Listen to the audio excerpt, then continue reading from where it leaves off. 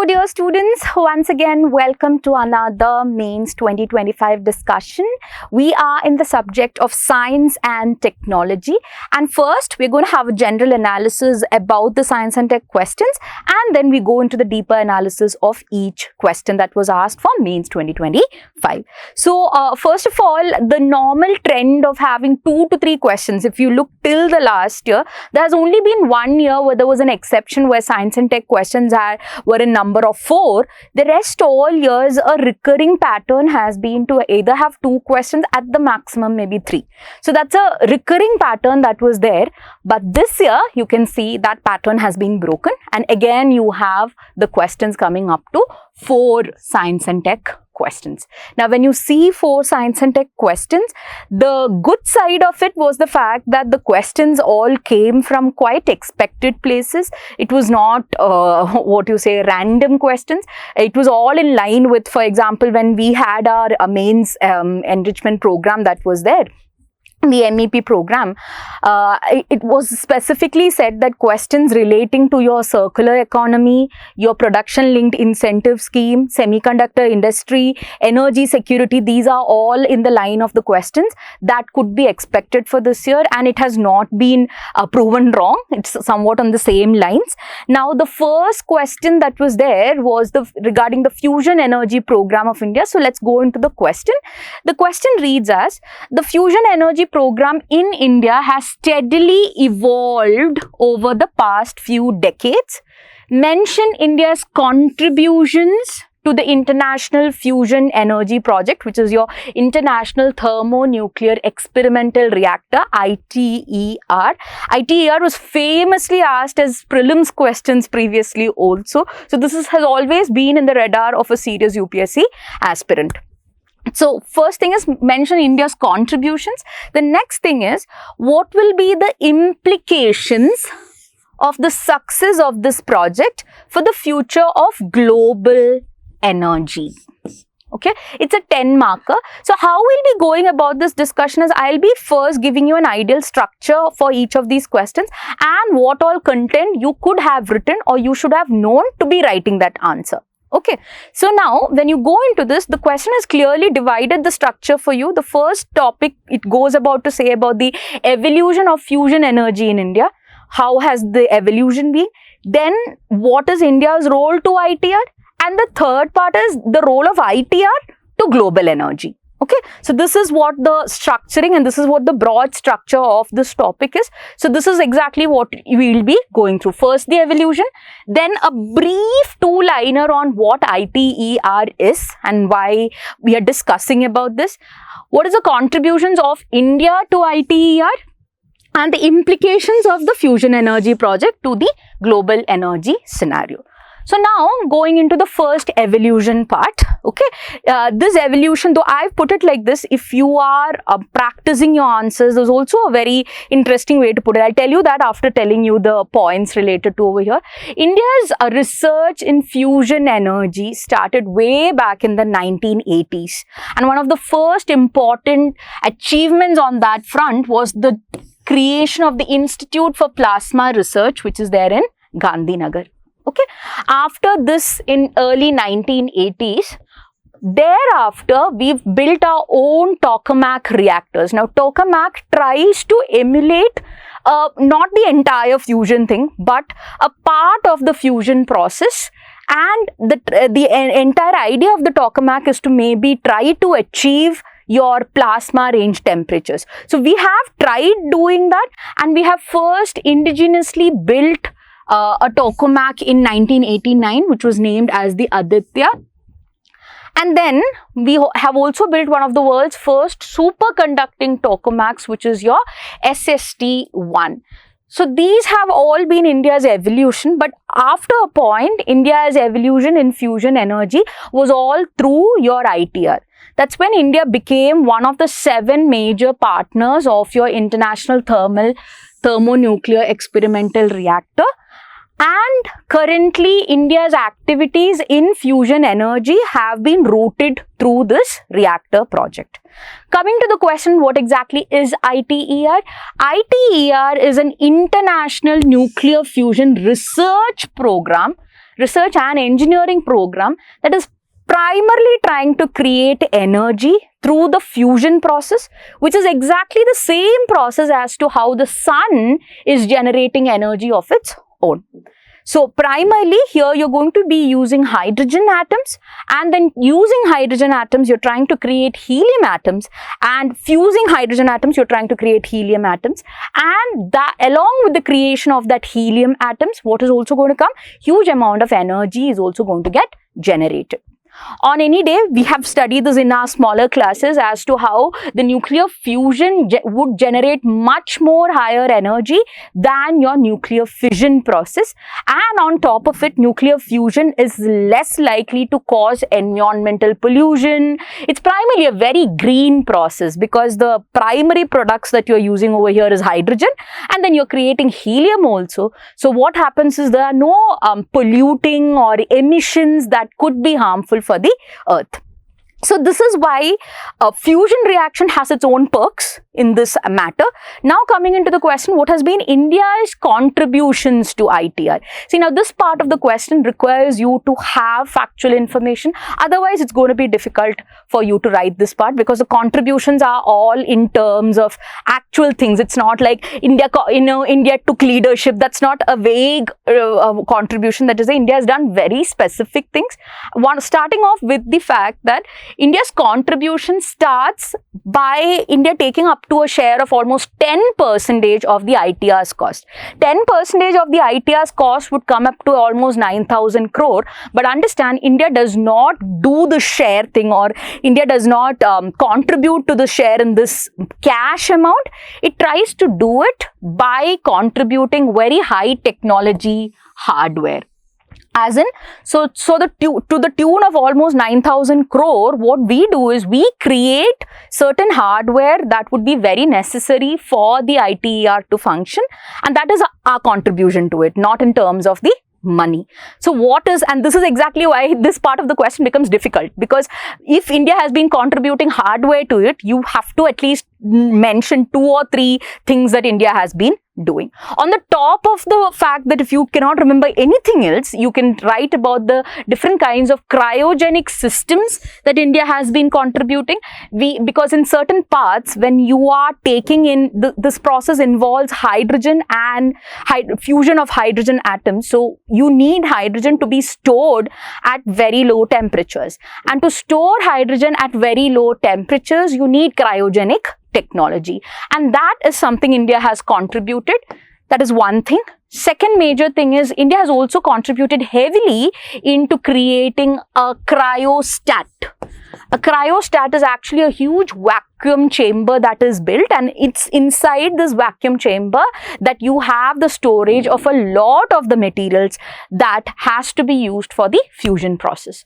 Apart from that, India also has contributed into the cooling water systems. So in these reactions, we are trying to achieve temperatures of huge amounts, like for the tune of, you can say, at least 150 million degrees Celsius. That's the temperature that is hoped to be achieved in the future. So what happens is you have to control it, and you also have to ensure that there is no overheating of parts or anything. So to prevent the overheating, what do you have? You have cooling water systems that are also installed by India. Then India has also installed your superconducting magnets and in-wall shielding. This is all necessary so that, because see, this is not the kind of temperature that can be exposed to the outside world. So you need it to be confined, and those walls or anything that you are using it to confine should be able to withstand such high temperatures. So here India has contributed all of that using our superconducting magnets. It's very critical for the plasma confinement that is there, and also India has created several plasma facing components. That means the kind of technology that will have to withstand the temperatures of this plasma that is generated in the nuclear fusion process. Okay. Then apart from all of this, India has also taken up the diagnostics and control software part, where we are trying to monitor the different variations in the plasma temperature, any kind of reaction, anything that can go wrong in the system. All of these is also checked by the diagnostics that India has helped install. So India's contributions to ITER, though not in the form of cash, has to do a lot with an area that India has been projecting itself as a global leader, which is to do with your cutting edge technology, which is there in superconducting materials, in cryogenic technology, etc. So this is what India's contributions are. Now coming to the next part of the question as to what is the ITER's contribution to global energy and why is India so interested in being part of this. See, one of the primary reasons why India is part of ITER and ITER is super important for the world is because if ITER actually starts functioning, this is going to generate something like a clean energy revolution. And I tell you revolution in the complete sense of the word. Why? Because the very way that we see energy will change. The fusion process, as I just told you, does not create any greenhouse gases.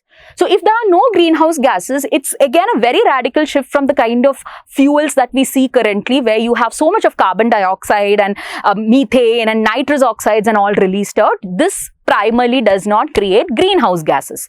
So that's the first thing.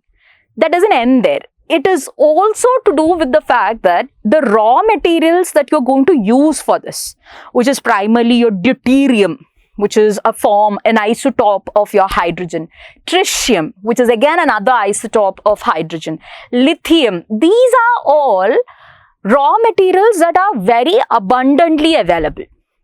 One of the reasons why we face a lot of crisis today is because the kind of fuels that we are reliant on are actually going on depleting. We need to find renewable energy sources, and each and every renewable energy sources that we come across have some kind of, a cost related thing. There's some kind of limitation also. So we're looking for a form of energy where the raw materials will be easily available. Okay, and on top of it, there is a certain quality to having it in a very limitless nature. For example, deuterium from seawater, lithium from your tritium, all of these things have a nature where it's very abundantly available around us. It's not yet exploited to the levels of your fossil fuels. That means it can provide a very sustainable energy security for us in a very limitless manner for at least next more than 100 years. So now that is a concern that we normally face with fossil fuels. It's getting solved when you have your nuclear fusion process set up in a proper manner.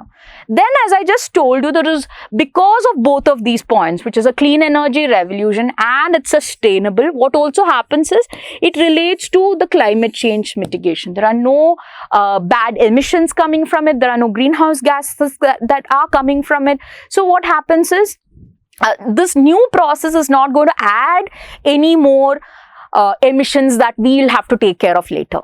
Okay, so that is another one. Next thing is it complements renewables by providing base load clean power.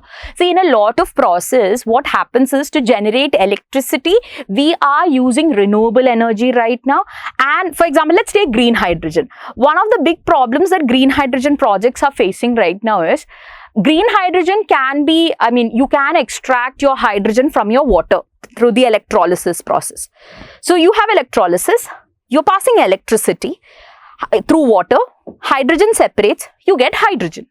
But this electricity that is being used to do the electrolysis, if it is not coming from a renewable energy source, so then what happens? Then it's not completely green hydrogen. So again, the question over here comes that if there is fusion energy that is readily available to us, then for all of these different things for which we are trying to find alternatives, this will actually complement the renewable energy that is existing. So that is your next point.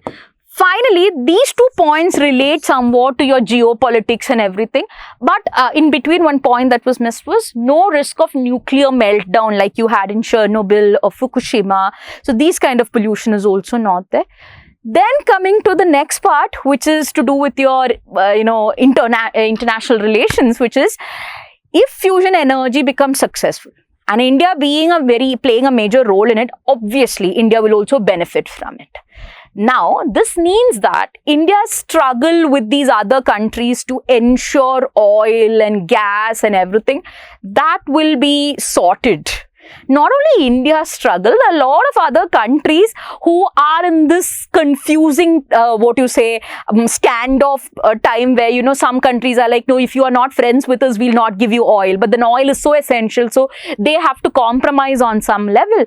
Now, if fusion energy is successful, this can be a huge alternate energy for all of these countries that are dependent on other countries for their fuel needs. So this will actually change the way geopolitics is centered on. Currently, in fact, you have even International Energy Agency and OECD and all that are just focused on your energy producing countries that are there. This will actually change the politics surrounding it, the prominence given to some countries, that will all get into a very normalized sphere. Then obviously, whenever we are involved in such kind of projects, it means that there is so much of exposure to your high temperature superconductors, robotics, cryogenics, plasma technologies, etc., which means this is going to give a huge boost to not just global energy but to global science and tech. And there's a lot of possibility of even new technologies arising from these fields. So this is exactly ITR's contribution to global energy. And if tomorrow the question gets asked, why is India part of ITR? This is again the same reason. Because India is going to benefit from all of these contributions that ITR is going to make to global energy and global science and technology. Then coming the question as to what exactly is the problem then that we are facing. See, it's not a very simple reaction. It's not a, okay, let's take 2 hydrogen and do this, just ensure that it's temperature. They've been trying to do this for quite some time. And one of the major things that have happened is there is delay in time, there is cost overruns. Already the cost has exceeded by a lot. So this is one major thing. Second thing is the technological challenges involved. One major thing being that you need to, if the reaction has to to happen completely, you need to sustain the plasma's temperature constantly at a high. But if there is a dip in between, what happens is the reaction suffers.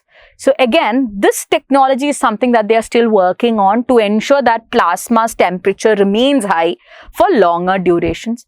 Then coming to economic viability, even at the best case scenario, if they have started generating the nuclear fusion, it will take a really long time for your nuclear fusion energy to be accessible to common public. As in the meaning that even at the time nuclear fusion will be successful, at least for 25-30 years, nuclear fusion energy is going to be way expensive than your solar energy and wind energy. So it's going to be difficult to find buyers for that at that point unless you're so environmentally committed. Again, so that is an economic viability problem that they have. But at this point, that is not put into a picture for us. The reason being that the idea is to ensure that we prosper technologically and we try to somehow ensure that we have this technology with us. So that is what is now focused on. So you can say in the conclusion that being part of ITER and India being a part of ITER actually symbolizes what India stands for. India stands for a global clean energy transition, and it also is combined with the fact that India wants to be at the forefront of any kind of scientific progress that's happening in the world. This is the same reason why we are doing Gaganyaan. This is also the same reason why we are part of your ITER, because we want to be one of the front runners of any new thing, because we missed out a lot in the past. We want to be the front runners when it comes to scientific progress, and ITER is the perfect candidate to ensure both of these things. So I hope that question's answer was clear to all of you.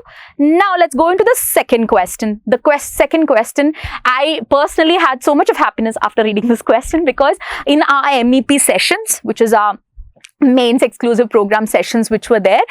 This was a part that was predicted primarily in the context, and again the context also you have to be completely true to what you've said. So the context was India had a bio E3 policy come out this year. Okay, and again for those who are preparing for your prelims also next year, it's going to be a super important policy on that front also. Anyhow, so the Bio E3 policy came out, and the Bio E3 policy's expansion itself is biotechnology for your economy, energy, and your environment. So it was pretty obvious that there would be a question relating either biotechnology and energy, or biotechnology and environment, or biotechnology and economy. So it was quite obvious, and it was there, and we had dealt with that in our MEP session. So personally for me, and I had taken those classes, so personally for me this is a win actually, this question. Anyway, coming to this question, what exactly are we going to discuss over here? How can India achieve energy independence through clean technology by 2047? Very landmark year for India, because we have declared to the world that we are going to have Atmanirbhar in energy when it comes in by 2047. The second part of the question is, how can biotechnology play a crucial role in this endeavor? That is basically asking, how can biotechnology help in achieving energy independence or energy independence through clean technology? The introduction over here has to combine two major important factors. So let's see how to do that. One, why? See, there is always that strain of that 2047 and Atmanirbhar. So you have to pitch the case for that first. You have to say that India is right now importing 85% of its crude oil, making its energy security so vulnerable to global influences. It's in this context that we have decided that at least by 2047, we have to achieve self-reliance in energy, and along with the fact that we are also hoping to achieve net zero emissions by 2070. This is part of our Panchamrit. So one is part of our Atmanirbharta and the other one is part of our Panchamrit, and we have already declared to the world both of these goals. Now, if we have to achieve both of these goals, which is energy security through an energy security and clean technology, and your net zero emissions that are there, biotechnology is one thing that can help us achieve these dual goals together. This should be established in your introduction. It's not a random coincidence that they have asked biotechnology. The reason why biotechnology was asked is because it actually combines two of India's major concerns. One is energy security and the other one is clean energy without creating emissions for the world. And this is the reason why biotechnology is considered as important. And this is also the reason, and I would say somewhere in your answer, mention the fact that, this is in the same context that the government has also come up with the Bio E3 policy to promote this major field so that these dual goals, this is the important term, guys, please don't miss this in your answer. The dual goals of energy security and clean energy will get satisfied if there is biotechnology. So let's see what are the methods of clean technology that India is hoping to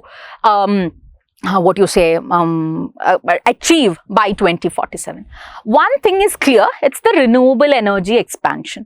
We are scaling up our solar, wind, hydropower and offshore energy projects that are there.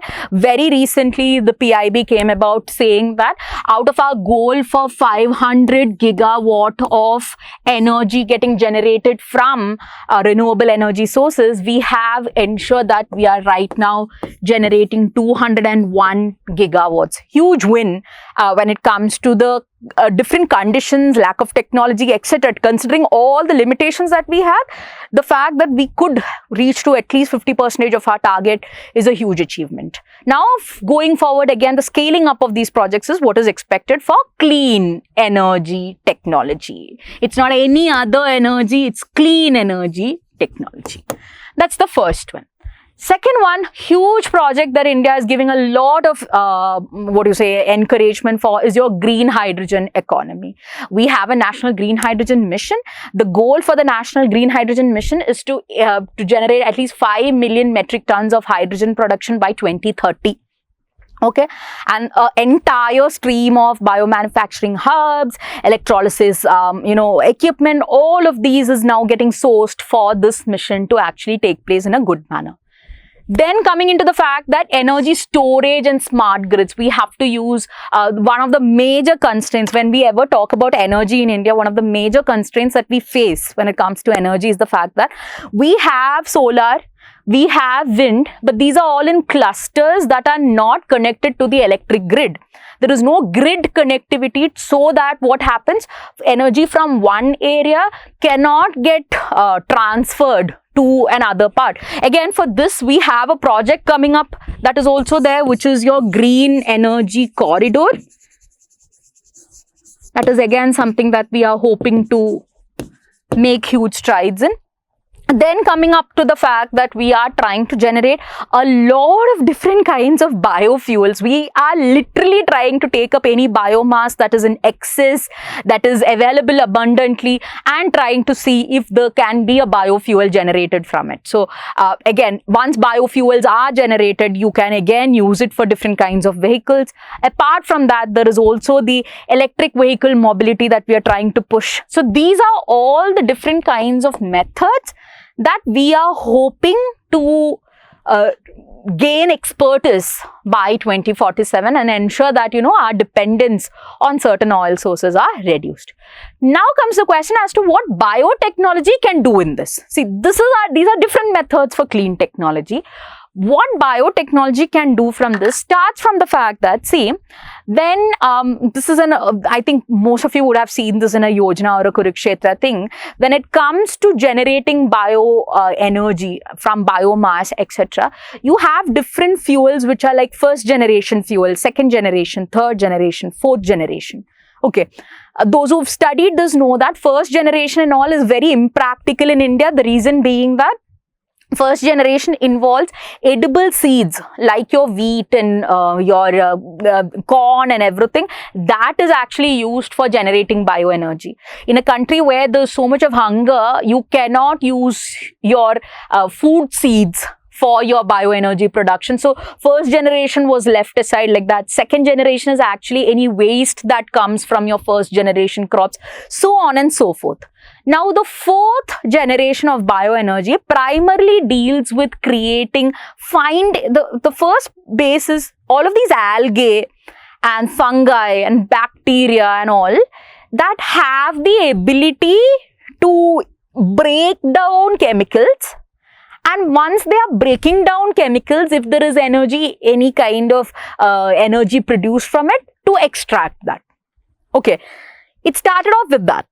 That was the fourth generation of bioenergy production, primarily to use your algae, different kinds of bacteria, etc., that can break down your complex energy or complex particles into smaller, along with the release of energy.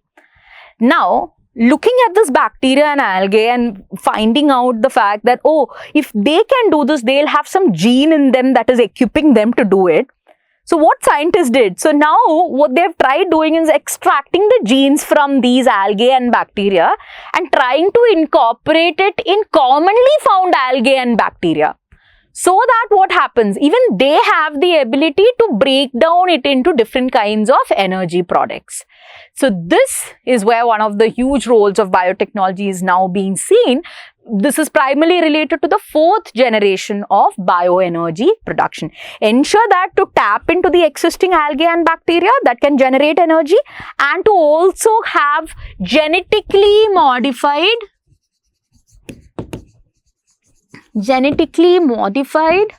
algae and bacteria that can have this kind of a same function where, energy is released from it. Then on top of it, biotechnology also has an important role in waste to energy. This again involves when you collect all the biomass and everything, and the same process. What are you going to do over here? You're going to send different kinds of bioresources. It can be smaller, not animals. Most of the time it's either bacteria or algae that can actually break this down. So you are trying to propose a very anaerobic digestion of these waste that is there. And whenever there is any kind of waste that is getting broken down like this, it comes with a side of energy too. Okay.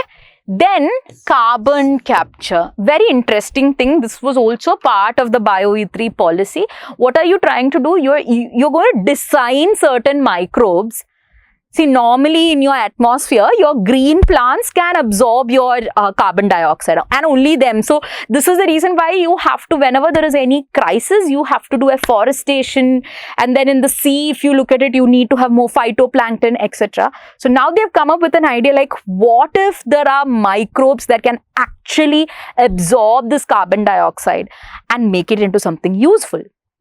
Again, there are some strains of this available in nature, but then obviously for all the damage of emissions that we have given into the nature, you need more and more of these kind of microbes that can absorb carbon dioxide. So again, that is something that has also been tried out by biotechnology.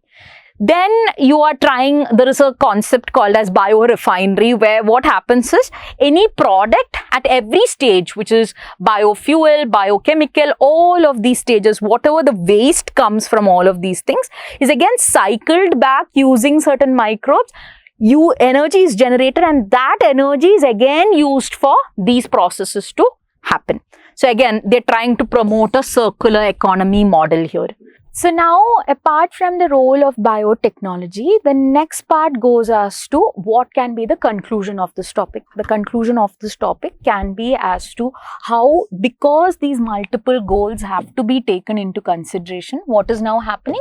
You have your Bio-E3 policy.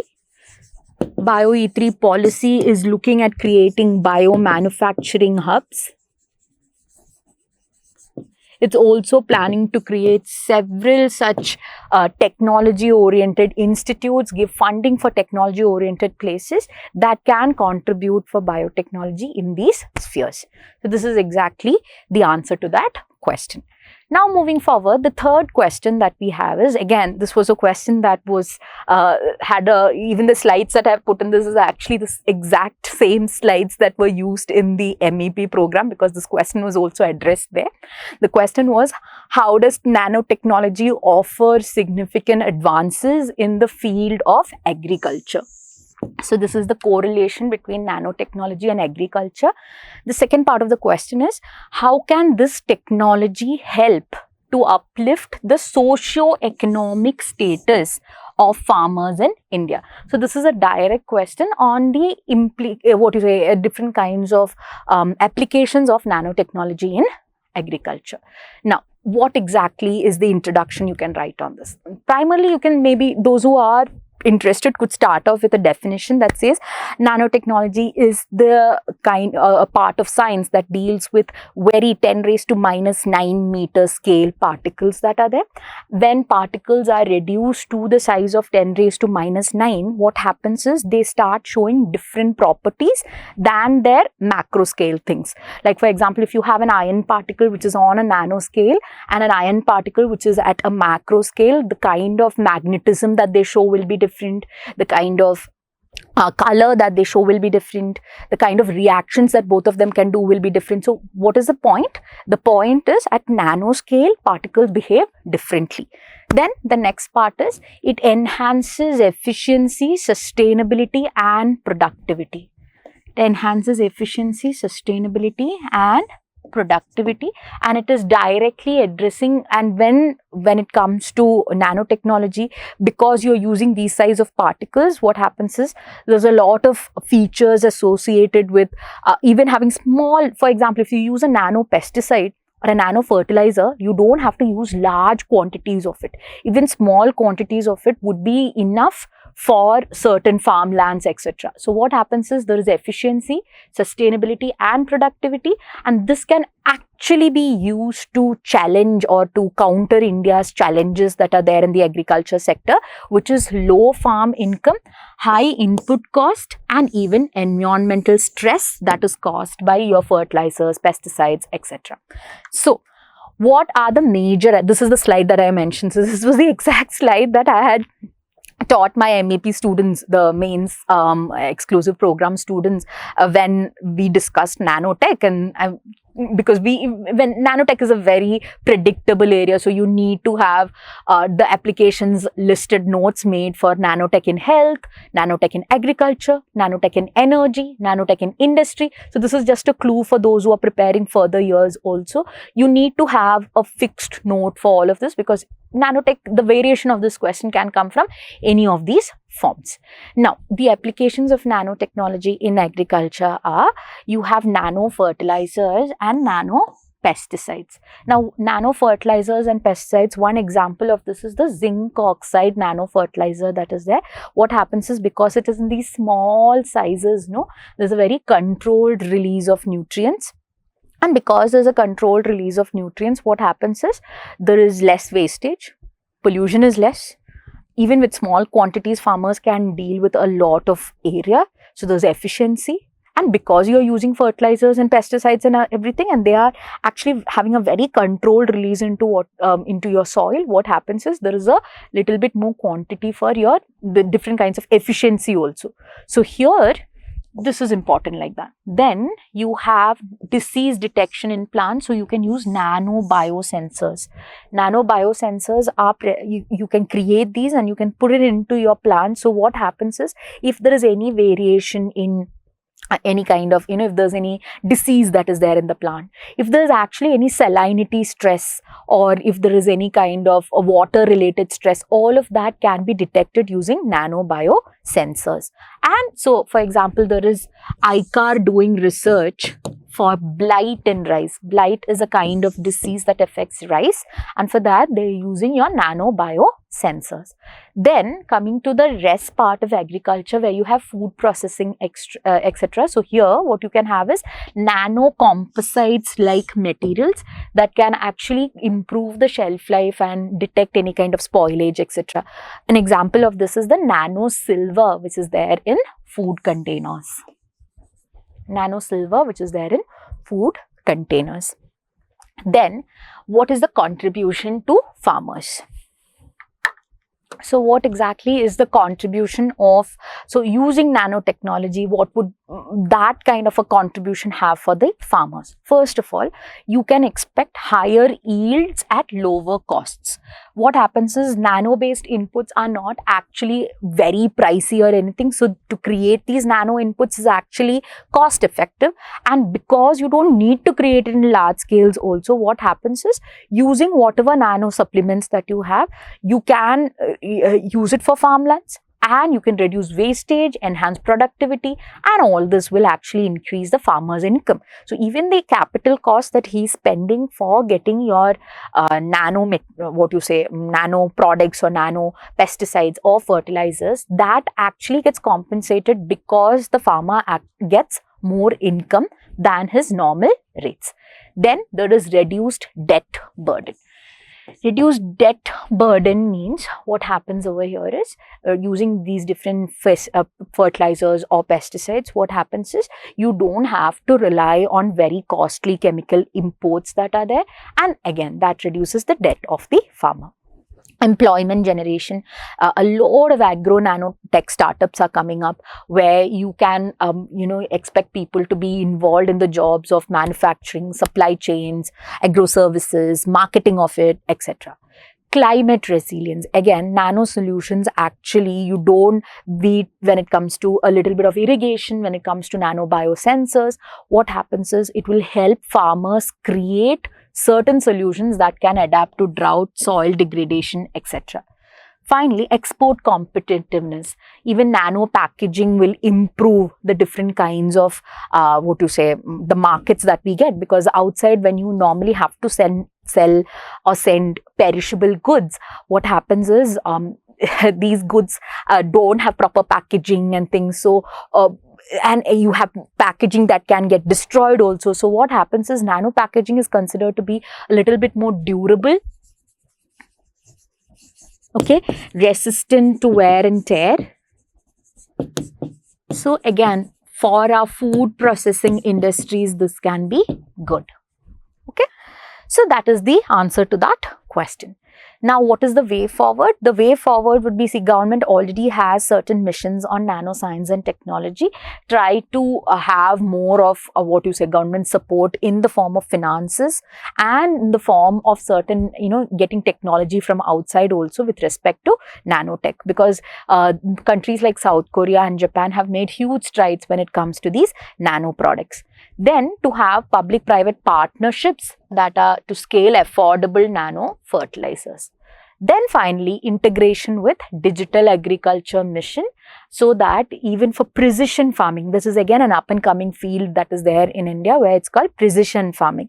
Precision farming primarily means that for each plant, instead of like being very indiscriminately putting water and fertilizers, just scattering it around your field, what you try to do is you try to be very particular about how much quantity of minerals, how much quantity of water does each plant need, so that you can maximize the output from there, rather than giving it to chance that, some plants might get fertilizer, some plants might not get. So that kind of a thing normally exists in Indian agriculture, where, you are not uniformly distributing your resources, but that can get solved by precision farming, and using nanotechnology along with this farming will actually be very beneficial. Now, moving on to the last question that was there for science and tech. India aims to become a semiconductor manufacturing hub. What are the challenges faced? So, the first part is a statement that says India aims to become a semiconductor manufacturing hub. We have to actually look into the fact that why right now? Why is India so bothered about being a manufacturing hub for semiconductors right now? So, that will contribute to your intro. Then goes on to the part like what are the challenges that we are facing right now, and also what are the salient features of our semiconductor mission. So, these are the parts of the question. So, in the structure, we have to currently say as to what is India's current situation with respect to semiconductors, what are India's challenges, what are features of semiconductor mission, and the way forward. So, the introduction starts off with the fact that semiconductors is basically the backbone of modern electronics. Starting from your smartphones, automobiles, your defense sector, your AI, 5G, whatever technological improvements you need semiconductors for that. And India's vulnerability in semiconductor is due to the fact that almost 100% of our semiconductor needs we are importing right now. Okay, this in itself is such a strong case to have some amount of manufacturing in our own country. Why? Because 100% of our semiconductor needs, if we are importing from outside, and look at the fields it's impacting, electronics and automobiles specifically EV, the electric vehicles that we are having so much of push for. Then you have your defense equipment. So these are all sectors that India actually wants to create a lot of growth in, but the base of it is coming from imports. Look at how it puts us in a very bad situation. One, there is cost involved when the import happens. Second, you are dependent on other countries' policies to get the semiconductor. This is also the reason why when in the corona time, the global supply chain was actually stunted, with China telling, they might not send off certain of their minerals to other countries and everything. India was shocked. Why? Because a lot of our semiconductor needs would be coming from there. Lithium and all, large majority of it is imported from China. Now, that is one. Second thing is our needs. When we look at our semiconductor needs, currently our needs are projected at almost 24 billion. Now, by 2030, it's expected to increase by 110 billion. That means we need this much worth of semiconductors. And if we are going to import all of this, this in itself is going to be a huge burden on our country. So this is all the reason why we need to have a semiconductor hub in our own country. Now, if we need to have semiconductor hub and we have focused all on that, what are the challenges that we are facing? One of the biggest challenges when it comes to semiconductors is, see, even if we are able to mine and get the basic raw materials that are needed for this, in a lot of cases now, for example, considering the raw materials that are needed, we have sources where we have detected be it lithium or be it magnesium or silica. We have detected places where we can actually extract it from. But that is just one part of it, because semiconductor fabrications need uninterrupted power, clean water, and ultra pure materials that to be purchasing it, to be assembling it. If any of these things go wrong, the semiconductor chip is considered useless. So especially the ultra pure materials part. So it's not just a question of if we have the raw materials out there, if we do have the facility to actually purify it to such an extent that can be used for semiconductor manufacturing. This is a huge challenge for us.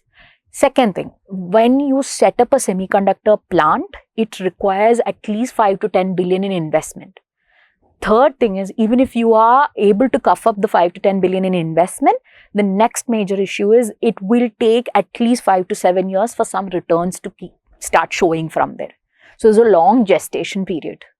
Then comes the next thing. There is right now for us again, there's a heavy dependence on some global majors, and that is also because globally, at least if you look, a lot of East Asian countries like your Taiwan, South Korea, etc., because they have solely been focusing on this field for the last 2 decades or so, what has happened is they have an entire ecosystem surrounding it.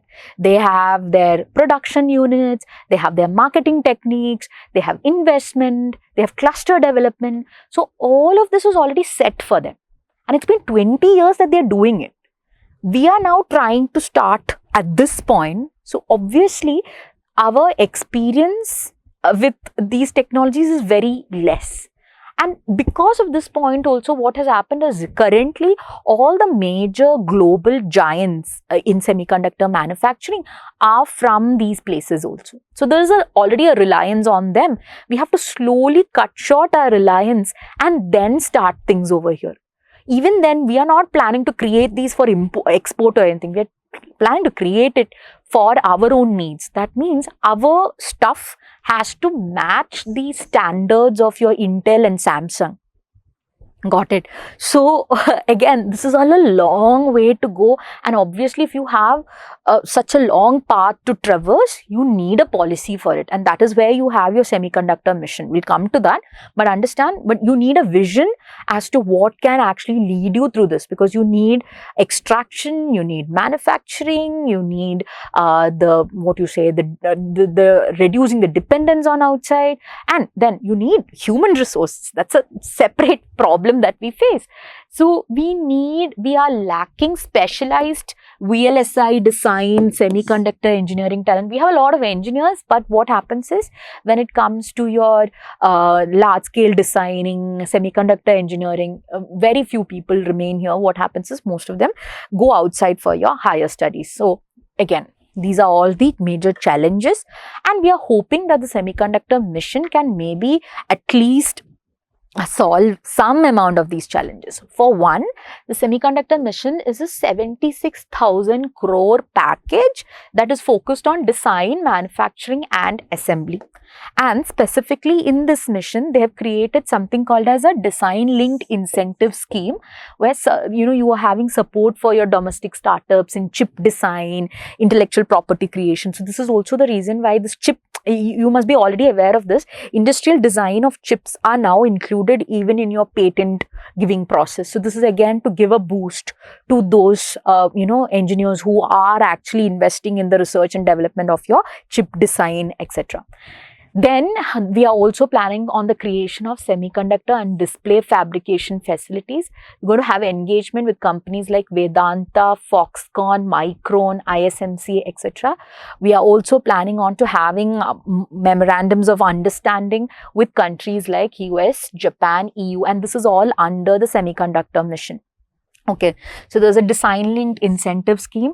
There's financial support. There's also 100% FDI allowed under the automatic route for the electronic sector. So these are all the hopeful things that are there in your semiconductor mission. So what's the way forward? The way forward is to take a lesson from countries like Taiwan, and your South Korea, etc., where they've done cluster development. Cluster development means all of the things necessary for creating that semiconductor chip is located in a specific area. So you have the extraction point, then you have the assembly, you have the manufacturing, you have the water treatment plant. All of these come on the same point. So for example, we have planned such a sort of a hub in Dholera in Gujarat. So those kind of clusters is what actually will solve the problem of, sourcing different things from different places. So that's one. Second is have public-private partnerships. Leverage a lot of global majors when it comes to, because we have now allowed for 100% FDI also. So you can actually have companies, global giants that are outside very famous, to come and start their units over here. So that will actually lead to even a lot of technology transfer. Skill building. Launch semiconductor-based courses under Skill India. And also try to push for a lot of more engineering minds to stay back with, engineering minds who have VLSI degrees or, electives like that to stay back in the country. Give more encouragement to their research in next generation chips, which are based on AI, quantum mechanics, and photonics. So again, in our quantum computing mission, there is focus on that kind of technology also. So maybe like a combined scheme to, relating both of these goals could also be done. So that completes the science and tech part of your mains 2025. I hope all the questions, very simple, direct, straight questions. Again, I do think for a serious UPSC aspirant, they have been more or so who have been in the preparation loop for 1 year or so. These are areas that were expected, or at least even if they had not expected or written a previous model answer on this, they would very surely have necessary points to write under these things, because again, be it semiconductors or be it your nano or your biotechnology related question or your fusion related question, it always features in our sense of preparation. Okay, so I hope those who wrote the exam were able to write the answers in a well manner, and those who are preparing further, I hope you have enough content to prepare like a 1-page note on all of these topics. Thank you and have a nice day.